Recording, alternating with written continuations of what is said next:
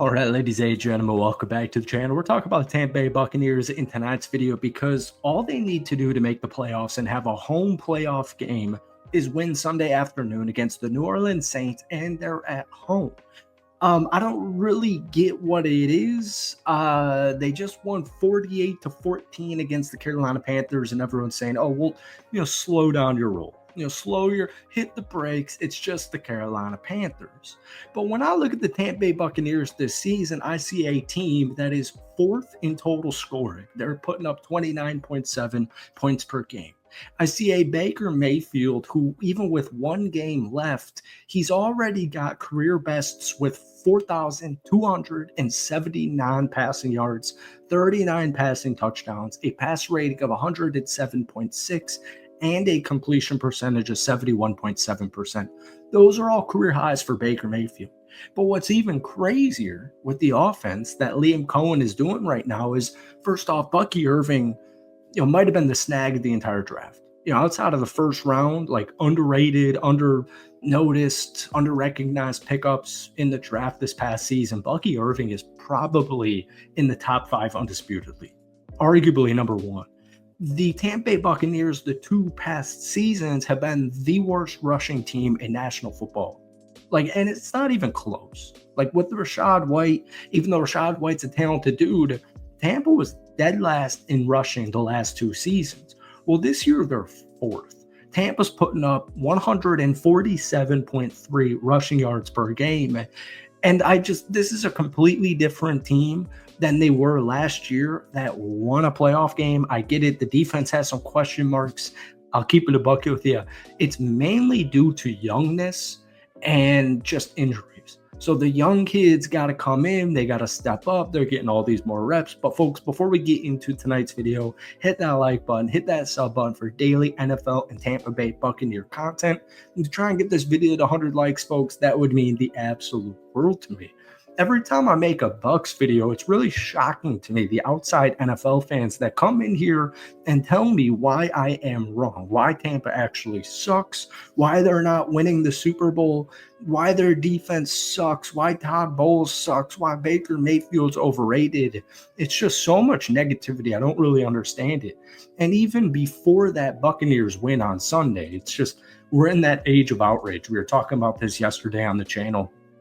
Tampa 2 weeks ago lost a very ugly, disgusting game to the Dallas Cowgirls. And they followed it up with a 48-14 win against Carolina, like we just said, or from last weekend. But for some reason, after that Dallas loss, Tampa sucks. They're not beating Carolina. They're not beating the Saints. Atlanta's way better. Atlanta clears them by an absolute mile. And then Tampa comes in and wins 48-14, and Atlanta loses to the Commanders. And so now the Buccaneers are number 1 in the division and have a home playoff game as long as they can take care of the New Orleans Saints in Week 18. But all I'm hearing is just the Carolina Panthers. Yeah, they've beaten some really good teams, which, by the way, as we know, they've beaten some really good teams. Week 1 against Washington, Week 2 on the road against the Detroit Lions, Week 4 against the Philadelphia Eagles. I mean, they've taken down really good teams. The Chargers a couple of weeks ago, 40-17. But all I keep hearing is, well, all those wins were early on in the season when teams were knocking their rust off. And I watched this Tampa team that's, once again, 4th in total scoring. They're 4th in total rushing. They're 4th in total touchdowns. They're 3rd in yards per play. They're top 10 in turnovers per game.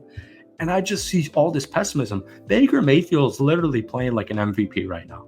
Fun fact, when the Tampa Bay Buccaneers score first, they're 9-1, and when they don't, they're 0-6. I know it's a silly, foolish stat, but I'm telling you, man, Bucky Irving's already got over 1,000 yards on the season. Rachaad White's done great. Baker Mayfield running the ball has done great. He also has a career high in rushing touchdowns at 3. Sean Tucker, when needed, has been an absolute stud. And one underrated aspect of the Tampa Bay Buccaneers is the offensive line. So PFF, and I know it's not the end-all, be-all, PFF.com, they judge and they rank players and teams, honestly, in a very weird kind of biasy way, but they still have the Tampa Bay Buccaneers offensive line slated in at number 4. And it's a huge reason why they're running the football so well. And Baker Mayfield's been able to stay upright and toss 39 touchdowns on the season.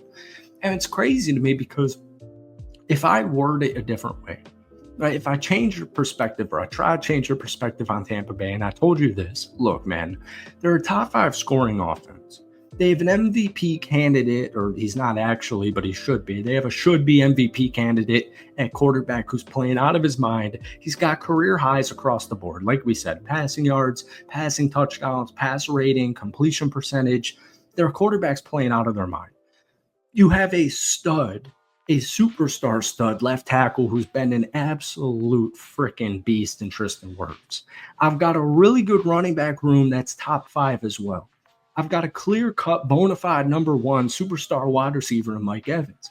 I also have a really good, talented tight end in Cade Otton that most people don't even know. I also have Jalen McMillan, who's a rookie. I know Chris Godwin's injured, and that really sucks because this offense would be that much more lethal. But I have a wide receiver number 2 who's a rookie who's caught a touchdown, at least one touchdown in the last 4 games. The last 4 games, Jalen McMillan has caught a touchdown pass. And I just want to say for my hardcore Bucs fans watching this video, if you guys want a film study on Jalen McMillan, let me know down below. Probably going to do it either way, regardless. But I just want to say that it's a top 5 scoring offense. Tampa wasn't supposed to win the Super Bowl this season. The point is, Baker Mayfield's career has been resurged.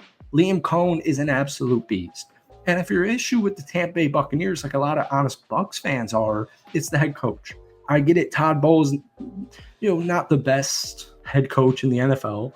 Maybe he's like kind of around average for me. People are freaking about Liam Cohen leaving in the offseason. Well, I'll tell you this. I think, honestly, there's a pretty good chance that Todd Bowles isn't the head coach for Tampa Bay next season. And right behind him, the next man up would be obviously Liam Cohen. And, Carolina hasn't done anything too crazy with Dave Canales, but obviously Baker Mayfield with Dave last season, they were phenomenal. But this year, it's even a step up. So I just want to say, so many people are freaking out about this team. People are saying the secondary sucks. There's no talent back there.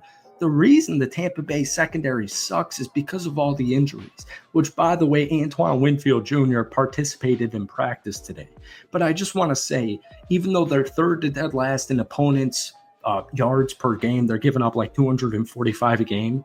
They're still the 5th best rushing defense in the NFL, and they're the 7th best sacking defense in the NFL. And they're also just scoring-wise right in the middle. They're 17th, giving up 22.9 points per game. So, yeah, I don't care, man. Last year's Tampa, who was 3-6, ends up going 9-8. They make the playoffs. They take down Philadelphia. This team's better than last year that won a playoff game and kept it close against Detroit. I'm not saying Tampa's winning the Super Bowl, but I'm just saying I can't think of a single reason to be upset with where Tampa is right now. That's it for tonight's rant. I hope you guys enjoyed it. Hit that like button, hit that sub button.